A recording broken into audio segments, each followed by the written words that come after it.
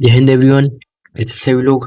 I hope सभी लोग बढ़िया होंगे, स्वस्थ होंगे, मस्त होंगे, अपनी पढ़ाई में भी व्यस्त होंगे। और लास्ट वीडियो में हम लोगों ने वन शॉट में वन गो में पूरा अराउंड 5 hours 48 minutes में पूरी की पूरी ट्रिगोनोमेट्री को खत्म कर लिया था। ओके। हाँ, इसमें अराउंड 2006 से लेकर 2023 तक पूरे क्वेश्चन थे। तो सेम कुछ ऐसे ही करने वाले हैं हम लोग इस वीडियो में भी। बस डिफरेंस ये रहेगा कि मैट्रिक्स के 4 पार्ट आएंगे, मतलब कि एक वीडियो में होगा। ये पहला पार्ट है। सेकेंड पार्ट आएगा, सिमिलरली ऐसे थर्ड पार्ट आएगा, उसी के बाद फोर्थ पार्ट आएगा। इसी वीक अराउंड जिस वीक में हम लोग अभी ये वीडियो आपके पास मंडे को पहुंच गया होगा। ओके, तो मंडे को आ गया वीडियो, उसके बाद सेम इसी वीक में सैटरडे तक नेक्स्ट 3 वीडियोज भी आ चुके होंगे। इस वीडियो में हम लोग क्या करने वाले हैं वो भी हम थोड़ा सा बता देते हैं। मैट्रिसेस तो करने वाले हैं, साथ साथ में हम लोग डिटर्मिनेंट भी करने वाले हैं। ओके, और हम आपको दिखाएंगे कि मैट्रिसेस के कॉन्सेप्ट अगर पता है। देखो इसमें क्या होता है, पेपर में जब हम लोग पढ़ते हैं तो कॉन्सेप्ट ज्यादा हिट करता है। ट्रिग्नोमेट्री में रिपीटिशन ज्यादा था, तरीके ज्यादा थे। मैट्रिसेस में करने के भी तरीके ज्यादा है। हम कैसे करते हैं और क्या अच्छे से अच्छा तरीका हो सकता है वो होना चाहिए, और बेसिक भी बताएंगे। तो चलो शुरू करते हैं, ज़्यादा बातें क्यों ही करनी। और बाकी की बातें अगर कुछ और भी करनी है तो आप टेलीग्राम चैनल पे आ सकते हो, उसका नाम इंडेक्स जर्नी है। वीडियो को लाइक भी कर देना, थोड़ा बहुत सब्सक्राइब भी कर लेना। ओके, एक बार ही क्लिक करना, 2 बार नहीं, है ना, वरना अनसब्सक्राइब हो जाएगा। तो सबसे पहले शुरू करते हैं। तो शुरू करने से पहले कुछ नोट्स हैं। इन नोट्स को पाने के लिए आप इंडेक्स जर्नी पर आइए और वहाँ पर एक बार बस पिन कर देना। हम नोट्स हमने वैसे भी डाल रखे हैं तो आपको वहाँ से मिल जाएंगे। शुरू करते हैं। देखो वैसे पहले बेसिक चीज क्या बताए, मैट्रिसेस क्या होती है। मैट्रिसेस ऐसा कुछ होता है कि एक रेक्टेंगुलर रेक्टेंगुलर या फिर स्क्वायर। देखो स्क्वायर क्या होता है, एक रेक्टेंगल ही होता है जिसकी चारों लेंथ और ब्रेथ सेम होती है। तो square is also a rectangle which has same length and breadth. Okay, तो रेक्टेंगुलर ब्लॉक टाइप का होता है जिसमें कुछ नंबर दिए होते हैं, कुछ ऐसे नंबर दिए होते हैं। अब ये नंबर क्या होते हैं और इनकी वैल्यू को क्या बोलते हैं और ऐसे क्या है, ये क्या है, सब बताते हो। ओके चलो शुरू करते हैं, बेसिक से बिल्कुल शुरू करते हैं। आई होप कि चीजें आपको समझ में आएंगी और समझने की कोशिश करेंगे। पेन कॉपी लेकर बैठ जाओ, शुरू कर देते हैं। चलो देखो, हमने कहा ये मैट्रिसेस है हमारी, एक मैट्रिक्स है। ठीक, इसमें क्या है, इस साइड जो होगा ऐसे, मान लो यहाँ पर एक एलिमेंट है, यहाँ पे एक एलिमेंट है, यहाँ पे एक एलिमेंट है। ओके, यहाँ पर है, यहाँ पर है, यहाँ पर है, यहाँ पर है, यहाँ पर है, यहाँ पर। ओके, हमने एक 3 by 3 की मैट्रिक्स ली। आप कहोगे 3 by 3 क्या है, सब बताते। 3 by 3 इसका ऑर्डर है, कितने एलिमेंट है टोटल इसमें। 3 into 3 करो, 9 आए ना। तो टोटल एलिमेंट कितने, 1 2 3 4 5 6 7 8 9, 9 आ गए। कल को हम ऐसी कुछ बना दें, कल को कुछ हम ऐसा बना दें 6, तो क्या हो जाएगा, हमारे रोज कितने 1 2, कॉलम कितने 1 2 3, 2 3 जा 6 एलिमेंट है टोटल। गिनो 1 2 3 4 5 6 है ना। हाँ 6 है। तो ऐसे हम लोग डिनोट करते हैं। तो क्या होता है, जब भी कोई एक मैट्रिक्स बनती है उसमें जो लेफ्ट से राइट की तरफ जो जाते हैं ये एलिमेंट 1 2 3, ये एलिमेंट को हम कहेंगे एक रो है, ये R1 है। R1 में कितने एलिमेंट है, 3 है। कौन कौन है, 1 2 3। सिमिलरली R2 है ये हमारी, लेफ्ट से राइट, पर ऊपर से नीचे आई है, ऊपर से नीचे आई तो R2 हो गई। अब अगर हम इनको ध्यान दें, 1 और 4 को, ये क्या है, हमारे कॉलम है। ये हमारे क्या है, कॉलम। ये हमारा C1 मतलब कॉलम नंबर 1 है। तो कॉलम 1 में कितने एलिमेंट है, 2। कौन कौन, 1 और 2, 1 और 4। कॉलम नंबर 2 में कौन एलिमेंट हो जाए, 2 और 4 5। और कॉलम नंबर 3 में हमारे एलिमेंट हो जाएंगे 3 और 6, मतलब 2 ही एलिमेंट है। ठीक, फिक्स, समझ गए। चलो, मतलब अगर कल को हम कह दे कि बताओ इसमें कितने कॉलम कितनी रोज है, तो आप बता दोगे। रोज कितनी है, यहाँ देखेंगे 1 2, ऐसे ऐसे 1 2। ओके, और जब कॉलम देखेंगे तो ये एक, दो, तो कितने रोज है? रोज हमारी इसमें दो है, कॉलम भी दो। Okay, got it. चलो समझ गए। अब आते हैं आगे। मेटासिस क्या होता है? Arrangement of number in a rectangular array. Rectangular block में नंबर्स का अरेंजमेंट को हम मेटासिस बोलते हैं। अब देखो कुछ पर्टिकुलर टाइप की मेटासिस होती हैं, उससे भी पहले ओके देखो, कुछ पर्टिकुलर टाइप की मेटासिस होती है, जैसे कि ये हुई। इसमें को क्या हुआ, हमने ऐसे नंबर लिख दिए A B C D E F, इतनी है।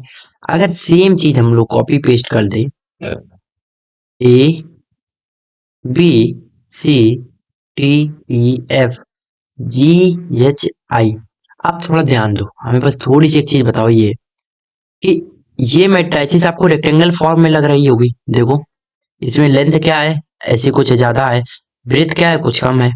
लेंथ ज्यादा है, ब्रेथ कम है, या फिर सिमिलरली ऐसे सोच लो ना, रोज और कॉलम अगर बराबर हो गए तो स्क्वायर हो जाएंगी, और रो और बराबर नहीं हुई, कॉलम नहीं बराबर हुई, तो क्या रेक्टेंगल फॉर्म हो जाएगा। रो जो कॉलम क्या एक तरीके की लेंथ और ब्रीथ ही तो है, जो हम लोगों ने बेसिक उठाया था। अब समझो, हम लोग मोस्टली पढ़ने वाले हैं इस जो फॉर्मूले वाली मैट्रिसेस आएगी, फॉर्मूले, कॉन्सेप्ट्स। ओके, मोस्टली जिस जो फिक्स कॉन्सेप्ट होंगे वो मोस्टली लग रही होगी स्क्वायर मैट्रिसेस पे। स्क्वायर मैट्रिसेस पे मतलब कि जैसे कि ऐसी बनी होगी कोई, हमने एक ले लिया, 1 2 3 4 5 6 7 8 9। अब देखो इसमें रो कितनी है, 1 रो है, ये R1 है, ऐसी यहां से लेकर यहां तक ये R1 है, R2 है, और ये R3, रो नंबर 3 है। अब कॉलम कितने हैं, तो कॉलम बनाएंगे इससे। कॉलम कौन कौन है, ये है कॉलम, एक ये कॉलम हो गया, तो ये C1 है। कॉलम नंबर 2 कौन है, ये है column, column number 2। Column number 3 कौन है, ये है कॉलम नंबर 3। ठीक है, रो अगर ऐसे बनाते तो रो हम कैसे बनाते, ऐसे ऐसे, ये हमारी रो है, ये R1 है, ये R2 है, और सेम तरीके से हम लोग ऐसे R3 भी बना सकते। ठीक है, समझ गए। चलो, अब इन्हीं मैट्रिसेस में इन्हीं मैट्रिसेस में हम थोड़ा सा एक स्पेशल टाइप अगर डाल दें, एक स्पेशल टाइप डाल दें, वो स्पेशल टाइप कैसा होगा हमारा, ऐसे ऐसे हम इनको करते हैं, और जो हमारे एलिमेंट थे, यहाँ पर एलिमेंट थे ना, A B C D E F G H I. Okay, ठीक है, चलो आ जाओ, इसका थोड़ा नेमिंग कर लेते हैं। नेमिंग का मतलब बताते हैं, कुछ बताते हैं, एक सेकेंड। नेमिंग का मतलब समझो, इस एलिमेंट की पोजीशन का नाम देते थे। हम कल को कहेंगे कि बताओ ई की पोजीशन का नाम क्या है, तो आप तुरंत बता दोगे दूसरी रो में दूसरा कॉलम है, दूसरी रो में R2 में कॉलम नंबर कौन सा है, R2 से चलो, ठीक है, R2 में हम चल रहे हैं, कॉलम नंबर 2, तो 2 पे यहीं पर तो मिलेगा आकर, तो दूसरी रो में दूसरा कॉलम। ऐसे तो बोलो, पहले रो लेके जाए फिर कॉलम। ओके, अब हमारे साथ रिपीट करना, एच की पोजीशन बताओ, तो कौन सी रो में है, तो H 1 2 3, कौन सी रो में, 3 रो में, मतलब थर्ड रो में, तो 3 कॉमा, अभी हम बेसिक बता रहे हो। ओके, कॉलम कौन सा है, 1 2 3, कौन से कॉलम में पड़ता है, 2 में, तो 3 3 कॉमा 2 हो गया ना। तो ऐसे करके हम अगर एच को ना लिखकर हम ऐसे लिखते हैं A32, तो हम A32 की वैल्यू क्या बोल सकते थे, ए हमारा क्या है, कोई रैंडम एलिमेंट, कोई रैंडम एलिमेंट, कोई भी रैंडम, जैसे थीटा को लेते थे ना, थीटा को 45 कह देते थे ट्रिग्नोमेट्री में, जो थीटा आता था ना उसकी तो कुछ भी वैल्यू हो सकती थी, बट फिक्स होती थी हर बार कि हाँ भाई इस क्वेश्चन में, या फिर अगर इस कंडीशन आ गई तो ऐसी इतनी वैल्यू हो जाएगी। सेम इसमें अगर A32 हमने बोल दिया तो हमारा क्या हो जाएगा, एच की ही वैल्यू निकल के आएगी। समझ गए। चलो, इसी में थोड़ा सा और आगे बढ़ते हैं, थोड़ा सा आगे बढ़ के हम एक बात बोलते हैं। वो बात ये है कि हम कल को हम कहते हैं A32 ना बोल के हम इसको बोलते हैं AIJ, तो वो हमारा नंबर क्या होगा, कोई वेरिएबल के हो जाएगा। ये चीज समझे रहे, समझो समझाते हैं। हमने कहा ये हमारी एक मैट्रिक्स है। उसने आई मतलब रो का नाम नहीं बताया, उसने कॉलम का नाम नहीं बताया। हो सकता है रो बहुत बड़ी हो सकता है कॉलम बहुत बड़े हो। मैट्रिसेस तो कितनी भी बड़ी हो सकती है ना। हमने अभी 3 2 ऐसे तो बताई, दो रो की, दो कॉलम की। ऐसे तो मान लो, सोच लो 100 कॉलम है, 100 रो है, तो बहुत बड़ी बन जाएगी। तो ऐसे यहाँ पर आई की वैल्यू कुछ भी हो सकती है, जे की वैल्यू कुछ भी हो सकती है, तो वहां पर रखा हुआ एलिमेंट भी तो कुछ भी हो सकता है। समझे ये चीज। हाँ, तो वो एलिमेंट भी कुछ भी हो सकता है। तो उसी को डिनोट करने के लिए कल को अगर हमें डिनोट करना है कि हमारा रैंडम एलिमेंट कौन सा है, किसमें, मैट्रिसेस में, हमने कहा ये एलिमेंट कौन सा है, तो आप इसमें हाँ, फिर ढूंढोगे रो कौन है, कॉलम कौन है, तो हमें बताएगा कि आई की वैल्यू ये है, जे की वैल्यू ये है, तो पहुंच जाओ उस कॉलम पे, तो हम के की वैल्यू भी निकाल लेंगे। तो समझ पा रहे हो। हाँ, ऐसे कुछ चीजें चलेंगी। ओके। ओके। समझ रहे हो। Got it. ठीक है। चलो, अब इस पे आते हैं थोड़ा, जो ये लिखा रखा है इसने, समझो। डायगोनल मैट्रिक्स क्या होता है। डायगोनल मैट्रिक्स एक स्पेशल टाइप की मैट्रिक्स होती है, जिसमें क्या होता है, ऐसे टाइप का, एक सेकेंड, ओके, स्पेशल टाइप की मैट्रिक्स, जिसमें पहली बात तो एन क्रॉस एन होगा, मतलब कि स्क्वायर मैट्रिक्स होगी। जो हमारे जो हमारा जितने हमारे रो होंगे उतने हमारे कॉलम भी होंगे। यहाँ पर आगे लिखा होता है रो, नंबर ऑफ रो, इधर लिखा होता है कॉलम। अभी यहाँ पर बताया तुमने, आ गया ये 3:3 का मतलब 3 हमारी रो है, 3 ही हमारी कॉलम है, ये हमारी रो है, ये हमारे कॉलम। Got it. चलो, तो मतलब कि ये एक कैसी होगी, स्क्वायर मैट्रिक्स होगी। स्क्वायर मैट्रिक्स याद रखना, स्क्वायर का मतलब जितनी रो उतने कॉलम। ठीक। डायगोनल मैट्रिक्स में क्या होता है, एक स्क्वायर मैट्रिक्स होती है और इसके एलिमेंट सिर्फ डायगोनल में ही होते हैं। इस सिर्फ डायगोनल में एलिमेंट मिलेंगे और कहीं एलिमेंट नहीं होंगे, याद रखना। डायगोनल में एलिमेंट होंगे, कहीं और एलिमेंट नहीं होगा। Got it. ठीक है, ये है डायगोनल मैट्रिक्स। ओके। अब आते हैं स्केलर मैट्रिक्स। स्केलर मैट्रिक्स क्या होती है, स्केलर मैट्रिक्स होती है स्क्वायर मैट्रिक्स, ये भी स्क्वायर मैट्रिक्स होगी। हमने कहा ना मोस्टली चीजें इसी पे चलेंगी, मतलब 3:3 की है ये। इसमें 3 रो है, 1 2 3, 3 रो है, 3 कॉलम होंगे, 1 2 3, तो 3/3 की हो सकता है, n/n की होती, 2/2 की होती, 1/1 की होती, ऐसा लिख दिया हमने सिर्फ। तो ये भी एक मैट्रिक्स है, ये 1/1, 1 रो 1 कॉलम। ओके।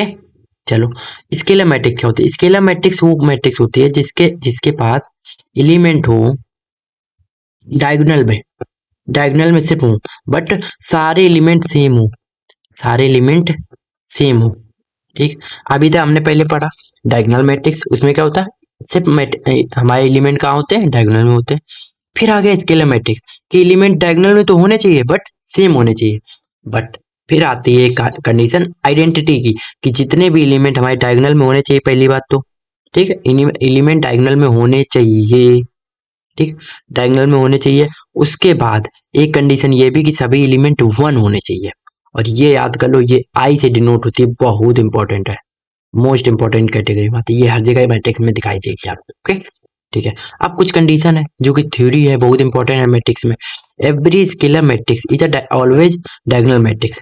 क्या है, जितने भी स्केलर मैट्रिक्स होंगे, स्केलर मैट्रिक्स जितनी भी होंगी डायगोनल मैट्रिक्स होंगी, पक्का होंगी। क्योंकि डायगोनल मैट्रिक्स क्या कहता, भाई अगर डायगोनल में एलिमेंट है तो तुम हमारी कंडीशन में आते हो। बट स्केलर मैट्रिक्स कहती है कि भाई डायगोनल में एलिमेंट तो हूं बट साथ साथ में सभी एलिमेंट सेम हो। Okay. But every diagonal matrix में बी स्केलर मैट्रिक्स, डायगोनल मैट्रिक्स क्या हो सकते हैं, में बी कंडीशन, अगर सभी सेम हो गए तो हो गए, स्केलर में आ गए, नहीं सेम हुए तो नहीं हुए। अब देखो, आइडेंटिटी मैट्रिक्स स्केलर मैट्रिक्स भी होती है, डायगोनल मैट्रिक्स भी होती है। देखो, आइडेंटिटी मैट्रिक्स क्या होती है, जिसके डायगोनल के एलिमेंट हमारे 1 1 1 तीनों हों। देखो सेम है तो स्केलर मैट्रिक्स में आएंगे, डायगोनल में एलिमेंट है डायगोनल मैट्रिक्स भी होगा, दोनों ही कंडीशन सेटिस्फाई कर रही है। बट अगर कह दो स्केलर मैट्रिक्स आइडेंटिटी मैट्रिक्स होगी तो नहीं होगी। क्यों नहीं होगी, क्योंकि स्केलर का मतलब है सेम, हमने कहा डायगोनल में 5 5 5 डाल दिया तो 5 5 थोड़ी ना हो जाएगा, तो आइडेंटिटी मैट्रिक्स वो नहीं होगा। ओके, बना सकते हो उसे। ठीक है, अब आते हैं ट्रेस के ऊपर। ट्रेस क्या होता है? तो ट्रेस बड़ा सिंपल है। ट्रेस का मतलब होता है जितने भी डायगोनल, ऐसे वाले डायगोनल वाले एलिमेंट सम कर दो बस। सम कर दो डायगोनल एलिमेंट का बस। मान लो हम एक मैट्रिक्स बोलते हैं 3 2 4 5, तो हमारा इसका ट्रेस क्या आ जाएगा? 5 3 8 आ जाएगा। Got it? चलो, समझ गए? आगे बढ़ते हैं। अब आता upper upper and lower triangular matrix. Upper and lower triangular matrix. Upper triangular matrix क्या होती है? ट्रायंगल बनता है, मतलब ये वाले एलिमेंट हमारे जीरो होंगे। ऐसे देखो यार, ये मैट्रिक्स है, डायगोनल से उठाओ और ऊपर वाले एलिमेंट को सभी को रख लो, बाकियों को जीरो कर दो। ठीक है, लोअर वाले में क्या हो जाएगी? लोअर नीचे से एक डायगोनल उठाया, नीचे से एक ट्रायंगल बना दो बस, ऊपर वाले तीन ये जीरो हो जाएंगे, बस खत्म। Got it? ये कंडीशन क्या दे रखी है? ए आई जे। आई जे का मतलब क्या? रो, ये है कॉलम। रो और कॉलम जीरो होंगे जब आई बड़ा होगा किससे? जे से। यहाँ पर देखो, आई का मतलब रो 2 है, दूसरी रो कॉलम क्या है? 1 है। तो जब दो बड़ा है 1 से तो हमारा जीरो हो जाए, किसके लिए? ऊपर वाली कंडीशन के लिए। ठीक है, और यहाँ पर 3 है, यहाँ पर दो, एक है और दो है, क्योंकि पहला एक कॉलम है, दूसरा कॉलम है। ये वाला पहला कॉलम है, ये वाला दूसरा कॉलम है, रो 3 है। तो 3 बड़ा है 1 और 2 से, तो हमारा जीरो होगा। बस ऐसी कंडीशन लिखी होती है। आप ये भी याद कभी कर सकते हो, नहीं तो समझ सकते हो, उसको दिमाग में ला सकते हो। अब देखो, हमारी जो मैट्रिक्स होती है वो कुछ रूल फॉलो करती हैं, जिनको हम लोग थोड़ा ध्यान से पढ़ने वाले हैं। कैसे? हमारी जो मैट्रिक्स होती है वो कम्यूटेटिव होती है। कम्यूटेटिव का मतलब एडिशन फॉलो करती है। चाहे ए मैट्रिक्स को बी में ऐड करो और चाहे बी को ए में ऐड करो, सेम ही रिजल्ट देगा। तो समझाते हैं। हमने कहा हमारे पास मैट्रिक्स है 1 2 3 4, प्लस हमने कर दिया इसको 5 6 7 8 से। तो हमारी एक मैट्रिक्स आएगी फाइनल में। मैट्रिक्स को मैट्रिक्स से ऐड करोगे तो मैट्रिक्स ही मिलेगी। शर्मा जी को शर्मा जी से ऐड करोगे तो शर्मा जी ही मिलेंगे। ओके, तो 1 को 5 से ऐड करोगे तो 6 आ जाएगा। देखो, सामने सामने वाले एलिमेंट ऐड करें, ये नहीं कि 1 को 7 से ऐड करो ना, इसका इसका इस 2 को इस 6 से। ओके, इस 2 को इस 6 से।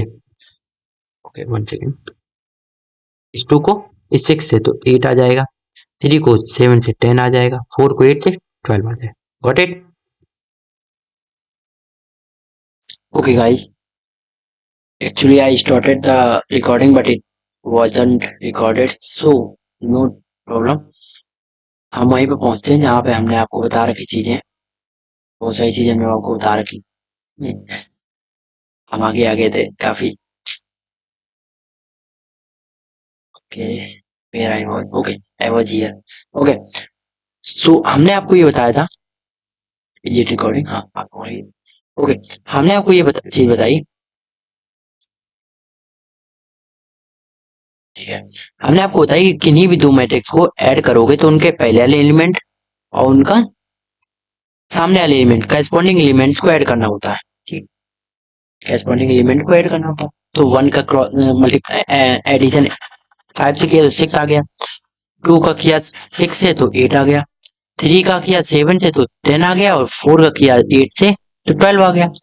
सिमिलरली अगर हम इस मैट्रिक्स को, जो हमारी मैट्रिक्स ये थी, ये मैट्रिक्स थी, इसको हम आगे लिख दें और बी ए वाली मैट्रिक्स को पीछे लिख देते तो हमारा क्या हो जाएगा? जरा फिर से ऐड करो। हमने 5 को ऐड कर दिया 1 से तो 6 आया। 6 को ऐड कर दिया 2 से 8 आ गया। 7 को ऐड कर दिया 3 से 10 आ गया और 8 को ऐड कर दिया 4 से 12 आ गया फिर से। ओके, क्या हमारी मैट्रिक्स का ऑर्डर चेंज करने पर, एडिशन में जब हम ऐड कर रहे होते हैं, ऐड कर रहे होते हैं, तो हमारा का ऑर्डर चेंज करने से कुछ दिक्कत आ रही? ऑर्डर का मतलब आगे पीछे करने से क्या चेंज नहीं आता? तो हमारा सेम ही है। ओके, ठीक है।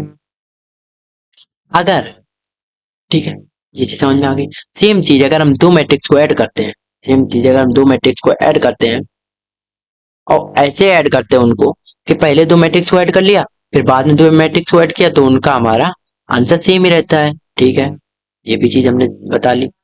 अगली चीज है कि अगर एक मैट्रिक्स को ऐड करो उसके निगेटिव मैट्रिक्स के साथ में, तो हमारा आंसर जीरो आता है। जैसा कि हमने इस एग्जाम्पल के साथ बताया। हमने कहा ए मैट्रिक्स है हमारी, जिसमें हमारे एलिमेंट क्या है? 1 2 3 4 है। 1 2 3 4, इसकी माइनस ए मैट्रिक्स का, अगर माइनस ए का मतलब हो गया हर एलिमेंट को माइनस से मल्टीप्लाई करना, तो हमने कर दिया। और जब इसका ऐड करेंगे तो हमारा क्या होगा, वन से वन को ऐड करेंगे तो जीरो आएगा, फिर टू को माइनस टू को ऐड करेंगे तो जीरो जीरो जीरो। तो इसी मैट्रिक्स को, जब सभी एलिमेंट हमारे किसी मैट्रिक्स में जीरो होते हैं, उसको हम कहते हैं जीरो मैट्रिक्स। Got it? चल, सेम चीज हमने बताई। फिर हमने कहा आपसे कि कोई एक मान लो मैट्रिक्स है, उसके सम हमने दो मैट्रिक्स का करना है, फिर बट उस पूरे सम को किसी के नाम की स्केलर क्वांटिटी से मल्टीप्लाई करना होता है। तो चाहे आप पहले दोनों में मल्टीप्लाई कर दो और फिर ऐड करो, या फिर आप पहले ऐड कर लो मैट्रिक्स को फिर मल्टीप्लाई करो, आंसर सेम आएगा। सेम गोज विद दिस, कि पहले अगर किन्हीं दो एलिमेंट स्केलर को ऐड कर लो, फिर एक मैट्रिक्स से मल्टीप्लाई करो, चाहे उन अलग अलग स्केलर्स को उसी मैट्रिक्स में मल्टीप्लाई करके फिर ऐड करो, आंसर सेम ही आएगा।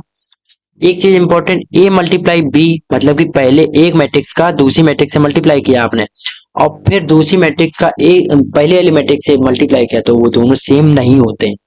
ओके, ठीक है। इतनी चीजें इंपॉर्टेंट थी, हमने इस पेज में आपको बता दिया था।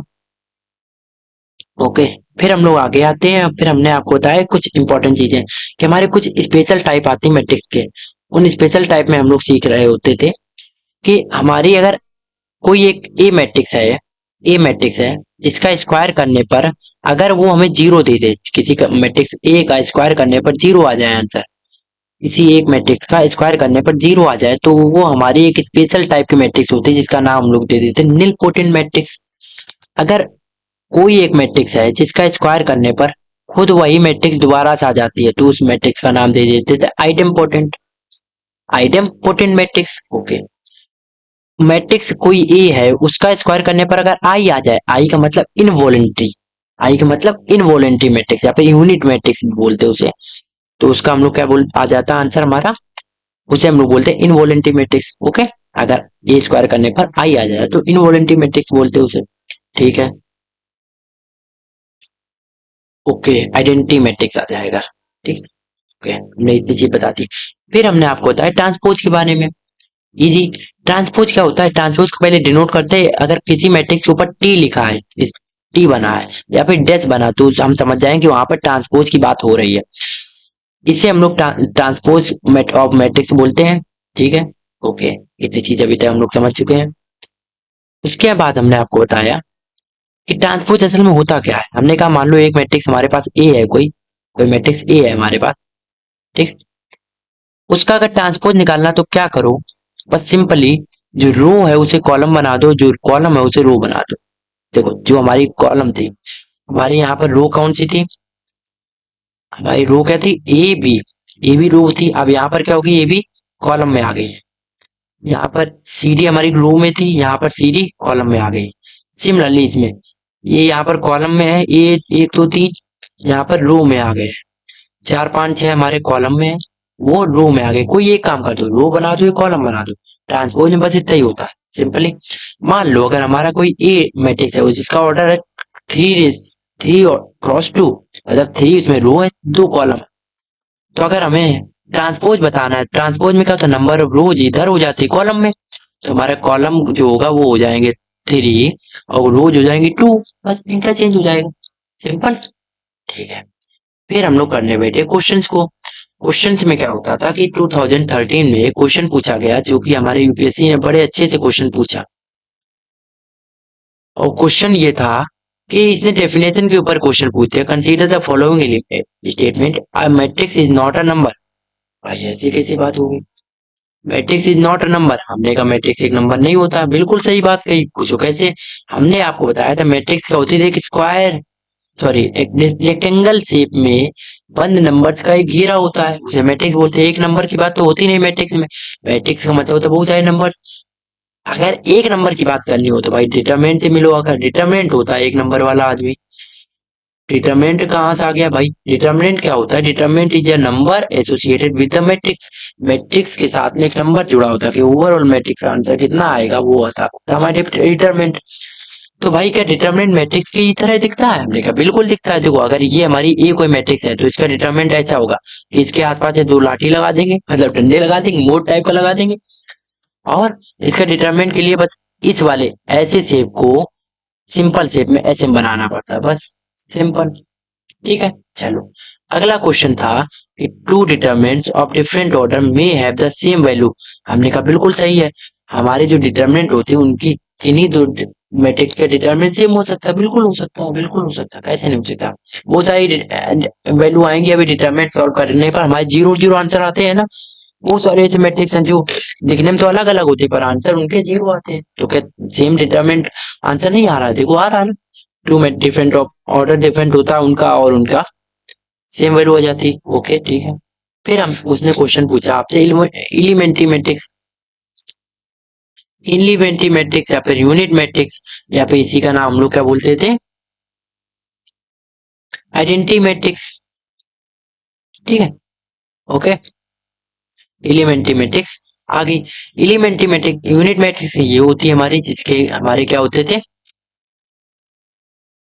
एलिमेंट हमारे वन होते हैं। ओके, और एलिमेंट्री मैट्रिक्स क्या होता है, डायगोनल में वन एलिमेंट होना मस्ट है, डायगोनल में वन एलिमेंट होना मस्ट है, डायगोनल में वन एलिमेंट वन होना मस्ट है। तो यहाँ पर था नहीं, हटा दिया, यहाँ पर था नहीं, इसको भी हटा दिया। देखो यहाँ पर टू आ गया, ये भी हट गया, सिर्फ यहाँ पर हमारा वन वन वन मिला तो हमने इसको मार दिया। ठीक, गॉट इट, एलिमेंट्री मैट्रिक्स। हम इसको आइडेंटिटी मैट्रिक्स से रिलेट कर सकते हैं, पर आइडेंटिटी मैट्रिक्स क्या होती है, जिसके बाकी के एलिमेंट हमारे जीरो होते हैं, बाकी के तीनों बाकी के एलिमेंट जीरो होते हैं, बट डायगोनल में वन वन होता है। एलिमेंट्री में बाकी के पता नहीं क्या हो, कोई दिक्कत नहीं है, बट डायगोनल वाले वन होने चाहिए। Got it. फिर हमने आपको बताया कि हमारे से हमारी जो सिमेट्रिक मैट्रिक्स होती है, सिमेट्रिक मैट्रिक्स हमारी होती है कि अगर एक मैट्रिक्स ए है, उस वो इक्वल आ जाए ट्रांसपोज के, मतलब उसका जो ट्रांसपोज है वो मैट्रिक्स के ही बराबर आ जाए, तो हमारी उस मैट्रिक्स का नाम सिमेट्रिक मैट्रिक होता है। और अगर ट्रांसपोज माइनस ए के बराबर आ रहा है, माइनस ट्रांसपोज, ट्रांसपोज जो है माइनस ए या फिर माइनस ट्रांसपोज आ रहा है, तो हम लोग उसे बोलते थे इसकी सिमेट्रिक। और हर्मिशियन में क्या होता था, ये हमारा ए बार के इक्वल होता है, और इसकी हर्मिशियन में हमारा डायगोनल एलिमेंट जो होते हैं वो जीरो जीरो होते हैं या फिर इमेजिनरी नंबर होता है। तो हमारा इसके देखो डायगोनल एलिमेंट क्या है, जीरो, तो ये तो है ये, तुम्हारा आंसर हो गया डी। चलो उसके बाद हमने आपको ऑर्डर बताया, इसमें हमने बहुत डिटेलिंग से बताया था, but due to some reason वो रिकॉर्ड नहीं हो रहा था, तो अभी हम फिर से बता देते हैं। देखो हमने आपको ऑर्डर बताने के लिए क्या कहा, हमने कहा हम सबसे पहले हमने आपको सम बताया, सम के लिए हमने कहा कि सम करने के लिए हमारा ऑर्डर सेम होना जरूरी है, ऑर्डर सेम होना जरूरी है। क्यों सेम होना जरूरी था, तो इसके लिए हमारा ऑर्डर सेम होना जरूरी था। क्यों होना जरूरी, देखो इसका ऑर्डर क्या था, टू क्रॉस टू, हमने ऊपर आपको समझाया। इसका ऑर्डर टू क्रॉस टू अगर नहीं होता तो यहाँ का एलिमेंट इससे ऐड होता, ठीक है, यहाँ का एलिमेंट इससे ऐड होता, ठीक है। मान लो इसके आगे और नई एलिमेंट तो इस यहाँ पर तो कुछ थे नहीं, तो वो एलिमेंट क्या आएंगे, यहाँ पर नहीं आ रहे ना, तो हमारा ऑर्डर सेम नहीं था इसलिए, और इसीलिए उसका एडिशन पॉसिबल नहीं था। तो एडिशन के लिए हमारा एलिमेंट सेम होना जरूरी होता है, मतलब अगर टू क्रॉस थ्री है ये, तो ये भी टू क्रॉस थ्री ही होनी जरूरी है। किसके लिए, एडिशन के लिए। बट प्रोडक्ट में डिफरेंट होता है, प्रोडक्ट में करने के लिए क्या होता है, हमने कहा मान लो हमारी कोई एक मैट्रिक्स है जिसका ऑर्डर हमारा पी क्रॉस क्यू है, क्या है ऑर्डर, पी क्रॉस क्यू है, जिसमें पी हमारी नंबर ऑफ रो है, क्यू हमारा नंबर ऑफ कॉलम है। दूसरी मैट्रिक्स है जिसमें हमारी एक, उसका ऑर्डर हमारा आर क्रॉस एस है, जिसमें आर हमारी नंबर ऑफ रोज है, एस हमारा नंबर ऑफ कॉलम है। तो अगर इसका हमें क्रॉस करना है, तो क्रॉस के लिए क्या होता है, क्यू और आर को बराबर होना चाहिए, मतलब कि जो हमारे आगे वाली मैट्रिक्स है, जो पहले वाली मैट्रिक्स है उसके नंबर ऑफ कॉलम दूसरी वाली मैट्रिक्स के नंबर ऑफ रोज के बराबर होना चाहिए। एग्जाम्पल के तौर पर हमने बताया, मान लो हमारी कोई एक मैट्रिक्स ए भी है जिसका हमारा आखिरी में निकल के आता है क्या ऑर्डर, थ्री क्रॉस फोर, मतलब कि जो इसका इसका यहाँ पर जो नंबर रखा होगा, मतलब थ्री तो हमारा इसका हो गया आगे वाली मैट्रिक्स का थ्री, फोर हम लेते पीछे वाली मैट्रिक्स है, मतलब कि जो आगे वाली मैट्रिक्स होगी ए, उसके नंबर ऑफ रोज लेते हैं, बी के नंबर ऑफ कॉलम लेते हैं हम लोग। ओके, और लगा देते हैं काम, और ऐसे लिख देते हैं, ठीक है। फिर हम लोग क्या लिख, फिर हमने आपको एक क्वेश्चन सॉल्व करके दिखाया कैसे। हमने कहा इस मैट्रिक्स का ऑर्डर देखो जरा, इसमें नंबर ऑफ रोज वन है, कॉलम कितने हैं, वन टू थ्री, तो इसका ऑर्डर क्या हो जाएगा, वन क्रॉस थ्री, ठीक है। इसके number of rose one two three, column one to three, तो थ्री क्रॉस थ्री आ गया। इसके number of rose one two three, column कितने हैं, वन तो 3 क्रॉस 1 हो गया। तो सबसे पहले प्रोडक्ट इनके इनके बीच में करा दो। तो इनके इनके बीच में हमने कराया, तो 1 क्रॉस 3 प्रोडक्ट बाई 3 क्रॉस 1। तो ये जो नंबर तो सेम होते हैं, मतलब कि जो नंबर ऑफ रो कॉलम और नंबर रोज, ये दोनों आपस में कैंसिल आउट हो जाते हैं, बचे जो होते हैं वो हमारा ऑर्डर आ जाता है। ठीक है। अब जरा इसमें देखो, इसके पहले यहाँ पर हम लोग आते हैं, और यहाँ पर क्या होता है, ये 3 जो था और इसके आगे वाला 3, ये तो सेम हो गए, मतलब कट हो गए। तो आखिरी में ऑर्डर हमारा आ गया इसका, इसका ऑर्डर आ गया 1 क्रॉस 3। जो पहले तो प्रोडक्ट हुआ उनका ऑर्डर आ गया 1 क्रॉस 3, बाद वाले का 3 क्रॉस 1, मल्टीप्लाई करके 1 क्रॉस 1 हमारा ऑर्डर आ गया। सेम, समझ गए। फिर हमने आपको बताया कि ये वाला क्वेश्चन रिपीट हो गया था यूपीएससी में। ठीक है, चलो, ओके, ठीक है, ठीक है, ठीक है, ठीक है, ओके। फिर हमने आपको यहाँ पर आए, और इस क्वेश्चन में हम लोग बात करते हैं। इस क्वेश्चन में हम लोग बात करते हैं, ये हमारा क्वेश्चन 2006 में पूछा था यूपीएससी ने। सोचो तब भी क्वेश्चन इतने अच्छे अच्छे पूछते थे, तो अभी भी पूछते हैं, मान लो। पहले हमने क्वेश्चन पढ़ा। क्वेश्चन हम लोगों का ऐसा है कि if A is a non null row matrix. Okay, जैसे हमने पढ़ा रो मैट्रिक्स, तो हमारे दिमाग में एक चीज बात आई कि रो मैट्रिक्स ये क्या होता है। तो भाई रो मैट्रिक्स हमारे वो मैट्रिक्स होते हैं जिसमें नंबर ऑफ रोज हमारे 1 होते हैं। नंबर ऑफ रोज कितने होते हैं? 1 होते हैं। कॉलम कितने होंगे? कॉलम बता दिया होगा उसने, 5 कॉलम, तो सी की वैल्यू 5 होगी। तो अगर हम ए का ऑर्डर निकालें तो ए का ऑर्डर क्या आ जाएगा? 1 क्रॉस 5 आ जाएगा। ए का ऑर्डर क्या आ जाएगा? ए का ऑर्डर 1 क्रॉस 5। सिमिलरली अगर हम लोग पढ़ें क्वेश्चन को आगे, तो हमारा क्या है, बी एक नॉन नल मैट्रिक्स है जो कि कॉलम मैट्रिक है। कॉलम मैट्रिक क्या होती है? कॉलम मैट्रिक्स वो होती है जिसमें सी की वैल्यू 1 होती है, मतलब नंबर ऑफ कॉलम कितने हैं? तो 1 होते हैं। ठीक है। और इसमें रो दे रखा 5, तो हमने क्या कहा, अगर हम बी का ऑर्डर निकालें जिसमें रो हमारी 5 है, कॉलम 1 है, तो अगर ए क्रॉस बी करना चाहें हम, तो ए क्रॉस बी कितना आसानी से होगा। ए क्रॉस का बी का मतलब है कि 1 cross 5 multiply 5 cross 1, 1 cross 5 multiply 5 cross 1। तो ये 5 और ये 5, थोड़ा ध्यान से देखो बाबा, ये 5 और ये 5 सेम है, मतलब प्रोडक्ट पॉसिबल है।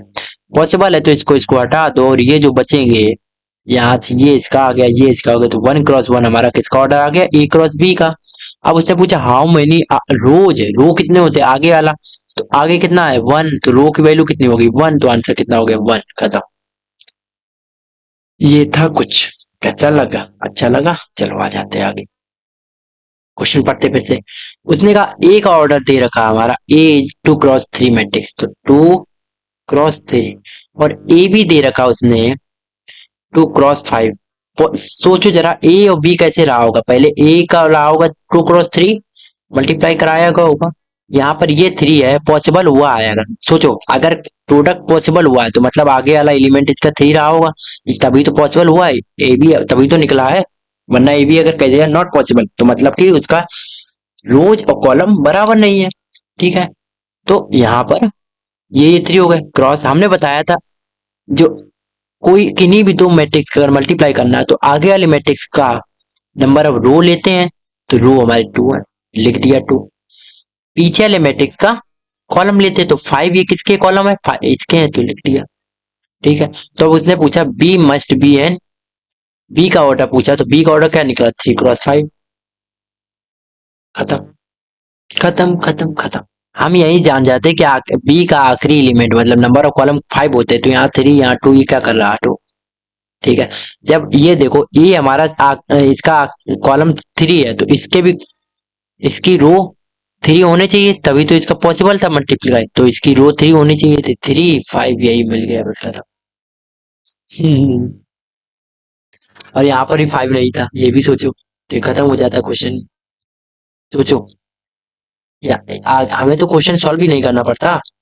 हमने क्या कहा, सोचो फिर से। हमने कहा बी जो हमारा आखिरी वाला एलिमेंट होता है उसके नंबर ऑफ कॉलम, मान लो हमने कहा सी और डी मल्टीप्लाई हुई, तो इसका हमारा निकल के आ गया 3:7। तो हमारे 7 जो है वो डी के कॉलम है, और 3 क्या है? सी के नंबर ऑफ रोज है। डी में हमारे 7 कॉलम होंगे, सी में 3 रोज होंगे। ऐसे मैट्रिक्स मल्टीप्लाई हुई।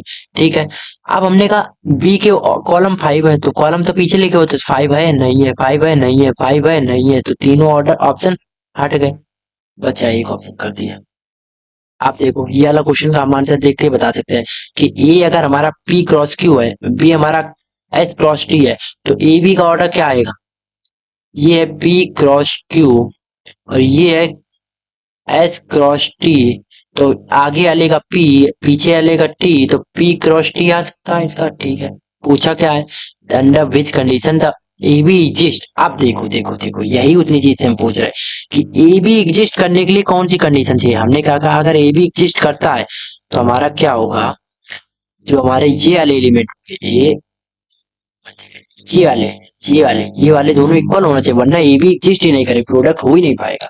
प्रोडक्ट होने के लिए ये दोनों इक्वल होने चाहिए। तो क्यू बराबर एस, क्यू बराबर नहीं, पी बराबर एस नहीं, क्यू बराबर एस होना चाहिए। समझे कुछ? और 2006 के सेकंड वाले एग्जाम में पूछा, कितना मस्त क्वेश्चन। चलो आगे आते हैं। आप सोचो, एक ए बी हमारा ऑर्डर आया एन क्रॉस एन का, सोचो, तो मतलब नंबर ऑफ रोज एन में, एन है ए में, और बी में नंबर ऑफ कॉलम एन है। ठीक है, तो हम क्या कह सकते हैं यहाँ से कि हमारा ए का ऑर्डर कुछ ऐसा आ सकता है एन क्रॉस एम, और बी का ऑर्डर कुछ ऐसा आएगा एम क्रॉस एन। गलत कह रहे हैं क्योंकि ये दोनों सेम होना चाहिए ना, वरना सिमिलर नहीं हुआ। तो जरा पढ़ो क्वेश्चन को। अब हमने एक हमने ये सिर्फ एक इमेज क्लियर की है, यहाँ से अंदाज लगाया कि ऐसा हो सकता है। चलो पढ़ते हैं। देखो हाल ही फिलहाल में क्वेश्चन आया 2021 के फर्स्ट वाले एग्जाम में, वो आया था। चलो, A and B should be square matrix of same order. भाई इसमें कहाँ से आप बता सकते हो कि ये स्क्वायर मैट्रिक्स होंगे? बताओ किस एंगल से आप कह सकते हो? स्क्वायर मैट्रिक्स हमने बताया था कि सेम हो, यहाँ पर भी एन हो और यहाँ पर भी एन हो। इसने कहा शुड भी, मतलब होना ही चाहिए, ऐसा तो कंडीशन नहीं है, हो सकता है यहाँ पर कुछ और एलिमेंट हो। एन की वैल्यू अगर हम 5 लेकर चल रहे हैं, तो हमारा ए हमारा क्या हो सकता है, 5 क्रॉस 3 हो, और बी हमारा 3 क्रॉस 5 हो। ठीक है, पॉसिबल है। पर ये दोनों सेम है, ये दोनों सेम है, तो हमारे पॉसिबल है, ए भी पॉसिबल है। और जो कंडीशन दी आखिर में 5 क्रॉस 5 की आ जाएगी। बट ये क्या स्क्वायर मैट्रिक्स कंडीशन है? नहीं है, तो शुड भी नहीं होना चाहिए, गलत। आइदर ए और B should be square matrix. देखो इन दोनों में से कोई स्क्वायर मैट्रिक्स है नहीं, ये भी कंडीशन गलत। Both A and B should be, नहीं भैया, कहाँ इसको सेम ऑर्डर है, ऑर्डर इनका सेम है। ये 5 क्रॉस 3, ये 3 क्रॉस 5 का हो सकता था। इसने क्या कहा था यहाँ पर, मे भी हो जाता, यहाँ अगर मे भी हो जाता तो ये ऑप्शन सही हो जाता।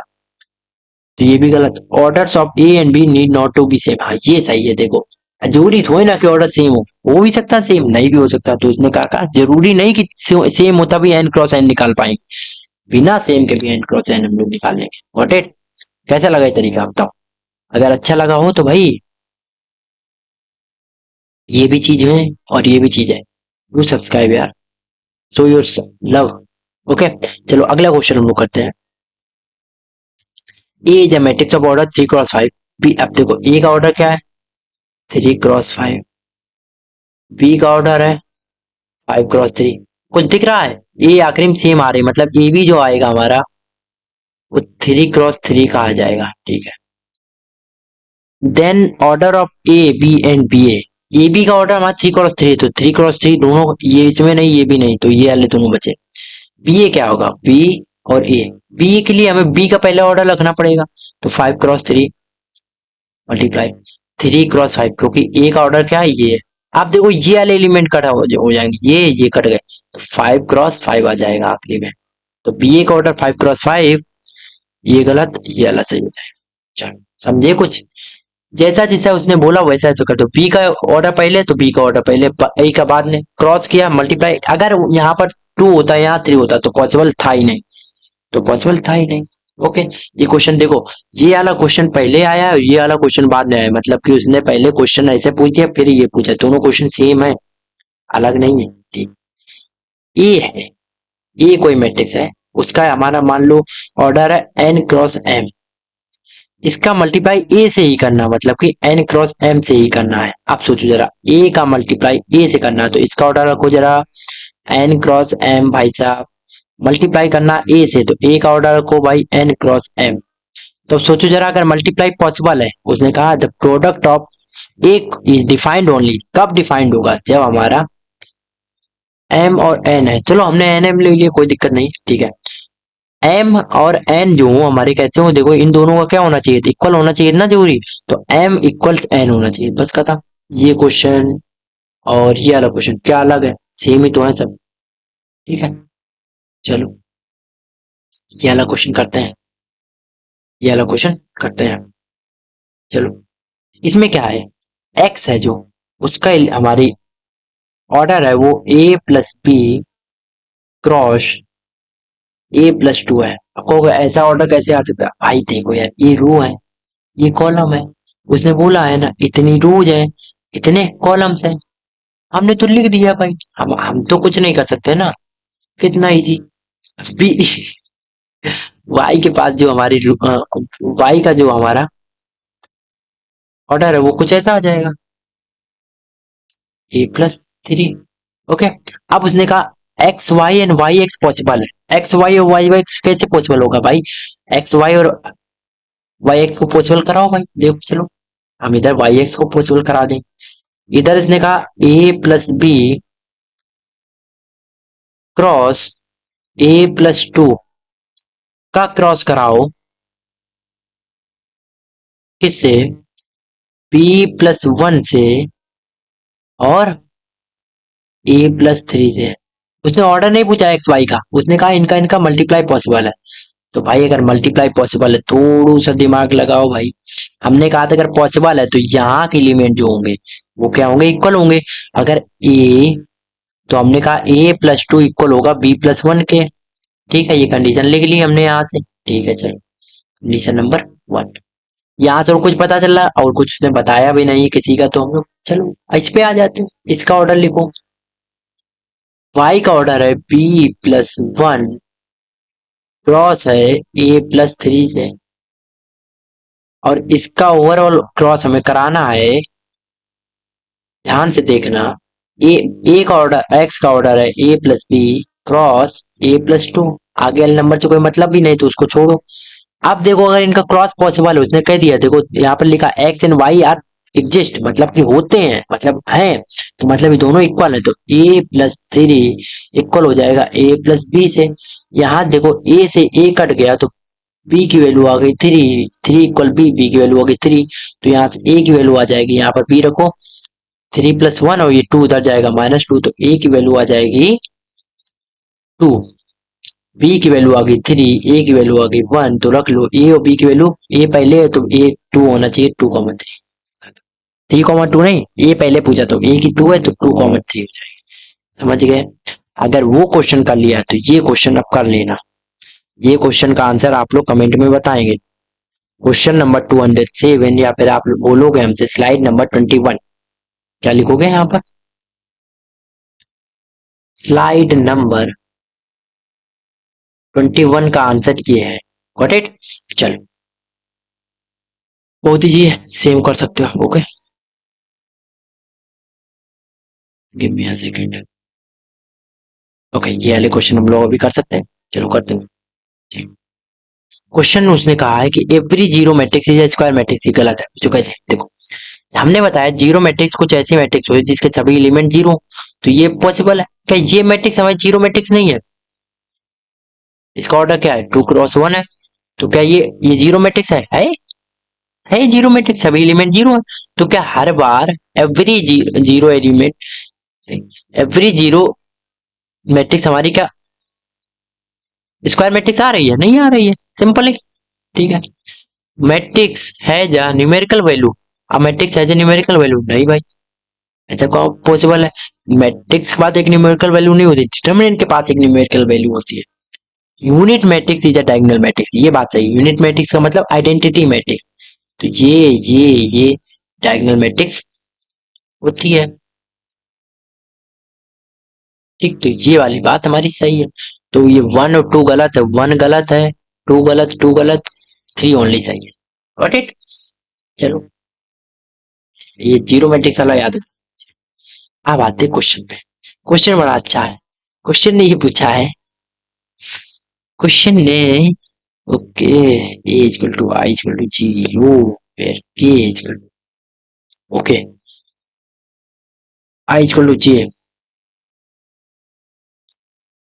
चलो, उसने कहा है, हमने आई और जे अलग खेल आपको समझाया था क्या? देखिए, बताया तो है आई।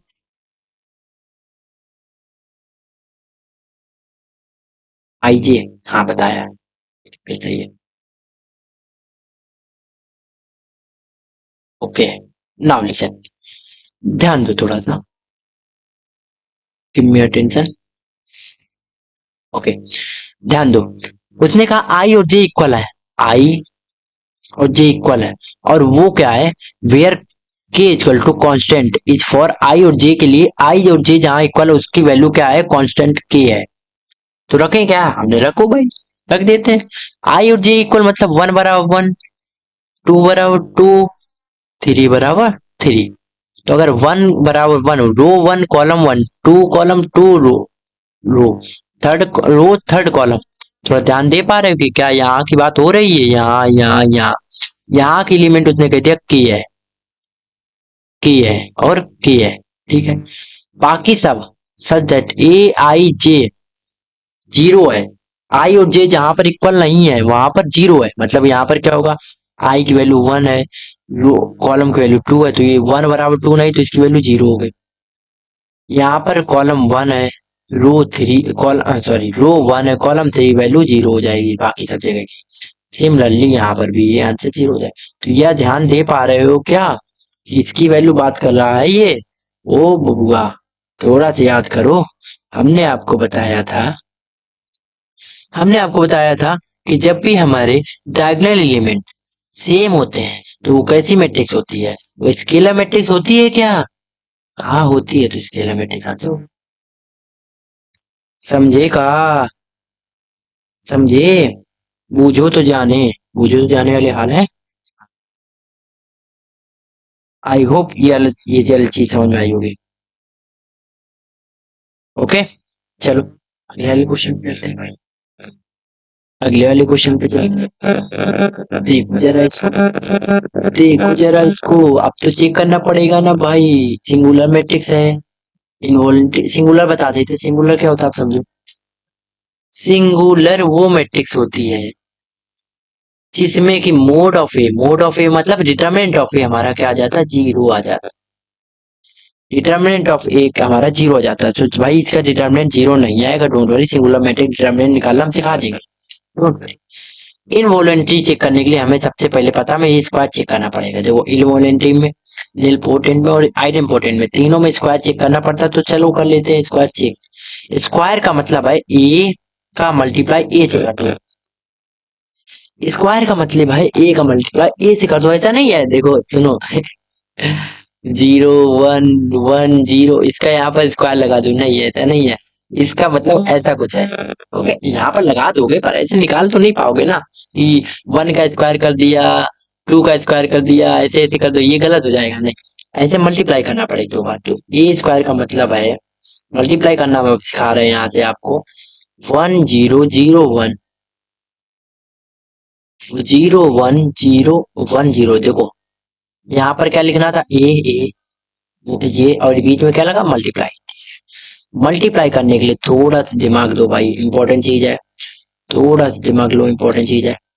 ये वाली रो का इस वाले कॉलम से मल्टीप्लाई, फिर ये वाली रो का इस वाले कॉलम से मल्टीप्लाई होगा।